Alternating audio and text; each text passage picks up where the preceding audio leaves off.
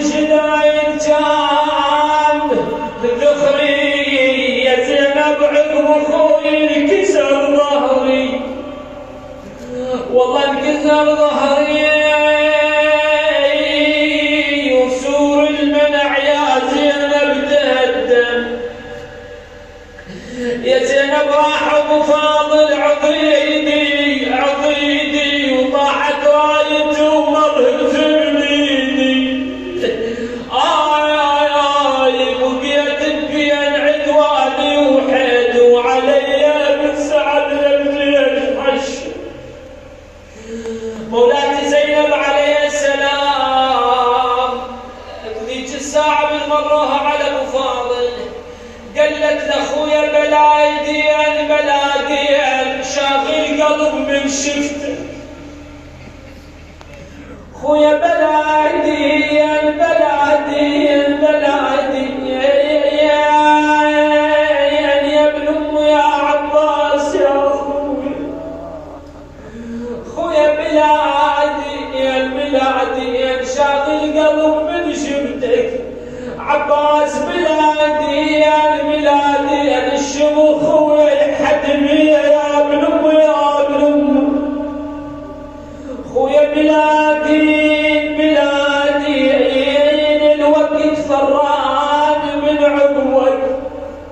والله بلادي البلد زمن وبلد موت وقريب بعد مولاد تذكرين معاه بالفضل العباس تقول له اخويا يا رباي وينك يا عزيز القلب يا رباي ارضى عنا الشامت من بعيد اخويا يا رباي ابو فاضل سامحني على ابو فاضل اخويا الشمر بالحمل بين الناس يا رباي ابو فاضل الخجل موت نمو قصات يلا يدلونا من القدوه يا الخجل موت نمو قصات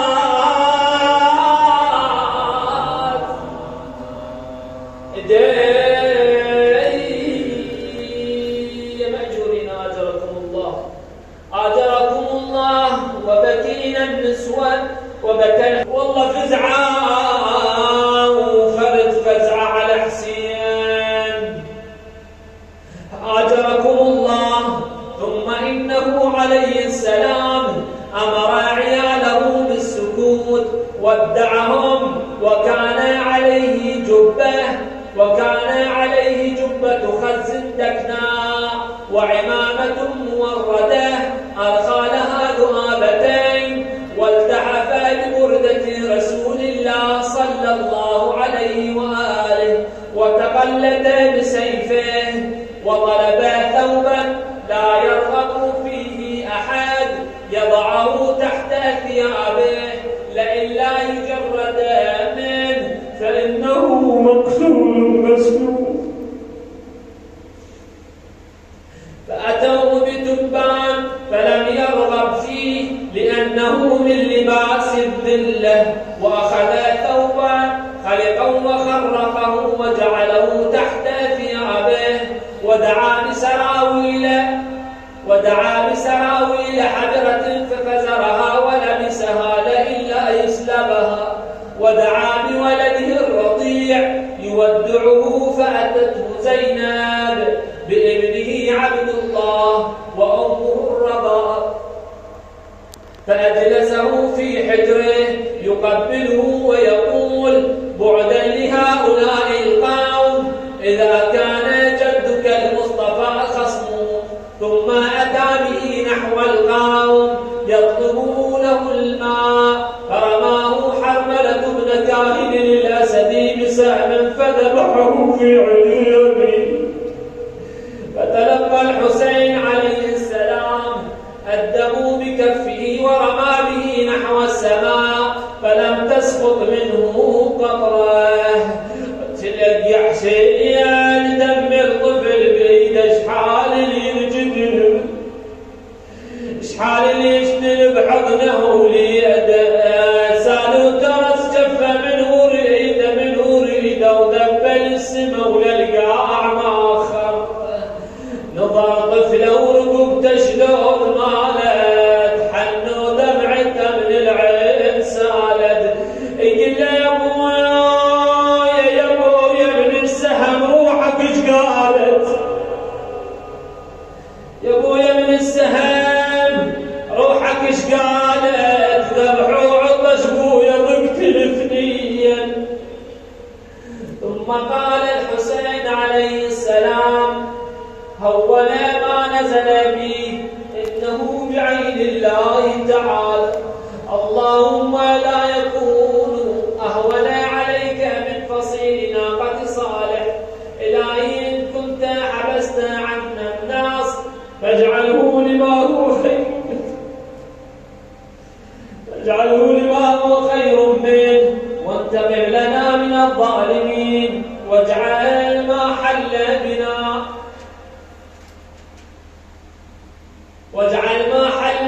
بنا في العاجل ذخيرة لنا في الآجل اللهم أنت الشاهد على قوم قتلوا أشبه الناس برسولك محمد صلى الله عليه وآله وسمع عليه السلام قائلا يقول دعه يا حسين فإن له مرضعا في الجنة فجاء به إلى خيمة العقيلة زينب وما رجع به إلى أمه لأن الأم لا تتمكن أن ترى ولدها مقتولا أمامها فخرجت إليه العقيلة فنظرت إلى الطفل وإذا به مذبوحا من الوريد إلى الوريد والسهم نابت في نحره والدم يجري على صدره تقول له يا خويا الطفل عني تغطي أنا ما القلب يا حسين أصلني والله ما القلب يا حسين أصلني يا شوف الذبيح وما رجلي خفت العطش لن يلحق عليه أنا خفت منه وضحك به يا ابن أمي